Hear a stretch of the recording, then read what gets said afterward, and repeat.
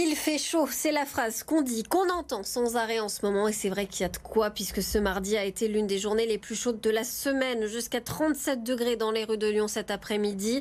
On tente de se rafraîchir un petit peu comme on peut à l'ombre dans les fontaines. Écoutez ces touristes au micro de Lauriane Pellao. On a du mal à bien dormir avec toute la chaleur qu'il y a. Le soir, ça redescend pas beaucoup, quoi. Donc voilà, quoi. Et puis là, on a passé la journée en fait dans les traboules. Donc c'était plutôt agréable parce qu'on était au frais. On choisit en fait un petit peu nos endroits à visiter par rapport à ça parce que sinon c'est intenable. On ferait que de dormir. Voilà. Il fait trop chaud. Je me mouille. Je sors pas beaucoup, je me mets à l'ombre. Je rentre dans la rivière. Ouais, j'ai toujours de l'eau sur moi, oui, ça c'est... Ouais. Partager l'eau, c'est toujours très important. On aime bien un petit peu se rafraîchir les pieds, les bras, mais on adore la chaleur, donc pas de problème. Puis pour visiter Lyon, c'est juste magnifique. Difficile donc quand même de trouver un petit peu de fraîcheur à Lyon en ce moment, notamment quand on dort dans la rue. C'est vrai que c'est très compliqué pour les SDF. Alors comme en période hivernale, la Croix-Rouge se mobilise. L'association fait des distributions d'eau tous les jours et elle donne des conseils de prudence. Reportage de Pauline Tugent. Depuis 5 jours, Ismaël ne peut plus dormir dans sa tente à cause de la chaleur. En plein cœur de Lyon, posée sur le bitume, elle chauffe trop. Et ce n'est pas la seule complication pour ce sans-abri. Là, franchement, on souffre. Ça devient insupportable. C'est dur parce qu'on est en carence alimentaire. On ne mange pas à notre faim, on mange un repas par jour. Les maraudes ne passent plus, donc on a du mal à se rafraîchir. Donc voilà, souvent on saute dans le Rhône, on est obligé. Et donc en plus c'est interdit et c'est dangereux. Bonjour monsieur. Alors, pour aider les plus démunis pendant ce pic de chaleur, les équipes de la Croix-Rouge s'activent et distribuent jusqu'à 200 bouteilles d'eau par jour. Une bouteille d'eau fraîche ?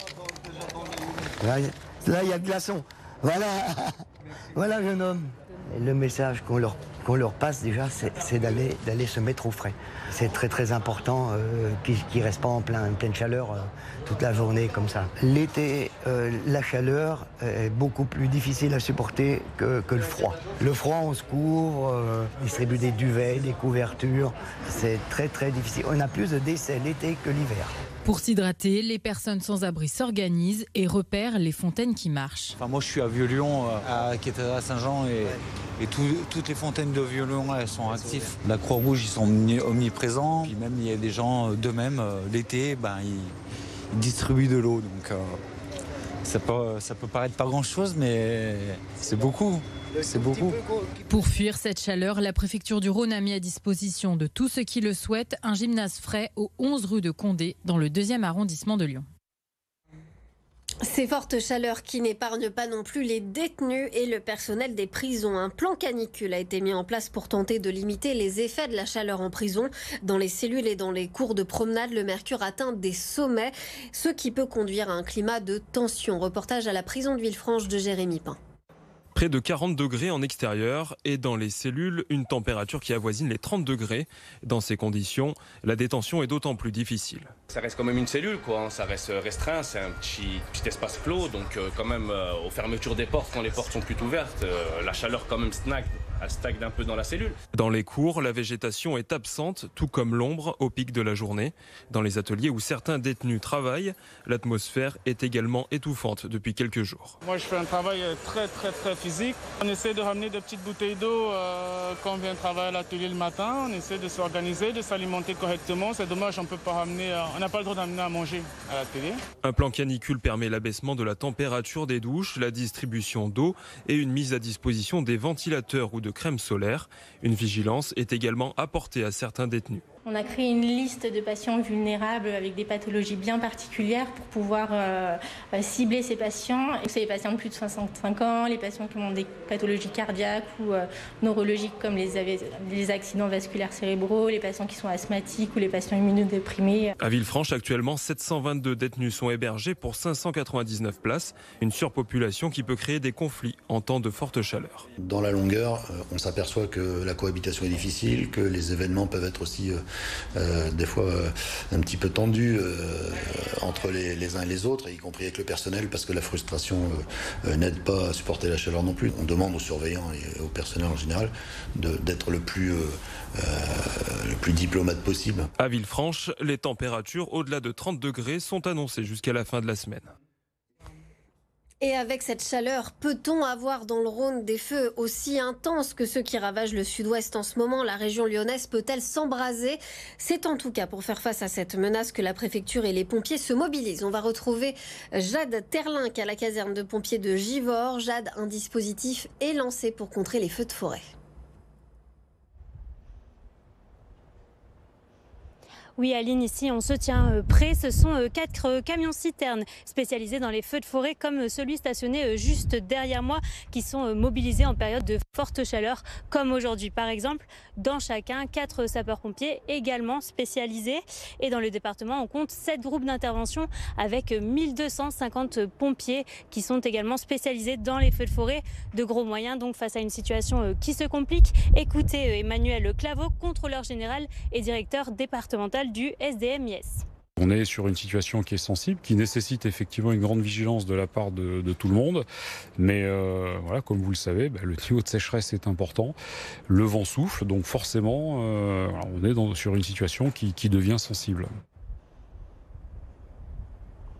Pour bien se rendre compte de cette menace, on a transposé les incendies qui ravagent actuellement la Gironde dans le sud-ouest de la France sur la ville de Lyon. Et regardez, ces incendies s'étendraient du nord au sud, comprenant donc Caluire-et-Cuire ou Vénissieux dans le sud et d'ouest en est, avec Tassin-la-Demi-Lune et Bron notamment. D'ailleurs, lundi soir, un feu de broussailles s'était déclaré à Sainte-Fond, moins important, celui-ci avec 1 hectare de végétation brûlée et qui a été rapidement maîtrisé par les sapeurs-pompiers. Mais ce sinistre sonne tout de même comme un signal d'alarme pour la préfecture qui appelle à la vigilance de chacun. Merci beaucoup Jade pour toutes ces explications. Allez, on passe au sport et au foot avec cette nouvelle recrue pour l'Olympique Lyonnais, le latéral gauche Nicolas Tagliafico. C'est en tout cas une rumeur très insistante. L'Argentin de 29 ans qui est dans le viseur du club lyonnais. On attend la confirmation officielle. Mais un accord aurait été trouvé avec l'Ajax Amsterdam où il évoluait. Un accord aux alentours de 4 millions d'euros selon l'équipe. Tagliafico qui devrait s'engager pour 3 ans. Ce joueur d'expérience qui comblera surtout le départ du Brésilien Emerson. Les joueurs du Loup Rugby, eux, ont rechaussé les crampons hier, on en a parlé. C'était le premier entraînement de la saison et aujourd'hui, entraînement ouvert au public. Malgré la chaleur, des dizaines de supporters se sont retrouvés à la plaine des Jeux de Gerland, curieux de voir le nouvel effectif dirigé par Xavier Garbajosa. Vincent Serrano.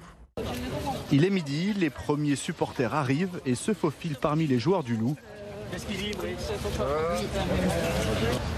Direction l'espace ombragé dédié au public. Et c'est parti. Allez, allez. Tout sourire, Ethan et Dominique, son grand-père, sont venus voir de près les joueurs du Loup Rugby. Ça fait surtout bizarre parce que en temps normal, j'habite pas là, donc je les vois surtout en match, à la télé. Et là, le fait de les voir en vrai, c'est grandiose. Comme eux, ils sont une petite centaine à s'être déplacés à la plaine des sports de Gerland. Moi j'ai 3 garçons et 3 qui jouent au rugby, donc je trouve que c'est toujours bien aussi de voir comment ça se passe en dehors des matchs. Enzo fait du rugby au SOG à Givors, donc c'est pas la première fois qu'il voit les matchs, mais là c'est plus sympa de les voir à côté, de les voir s'entraîner, surtout en ayant invité comme ça les gens à venir les voir, c'est plutôt cool. D'ici la reprise du championnat le 3 septembre, 1 ou 2 autres entraînements seront ouverts au public. Pour voir à nouveau les joueurs au stade de Gerland, il faudra attendre le 10 septembre contre La Rochelle.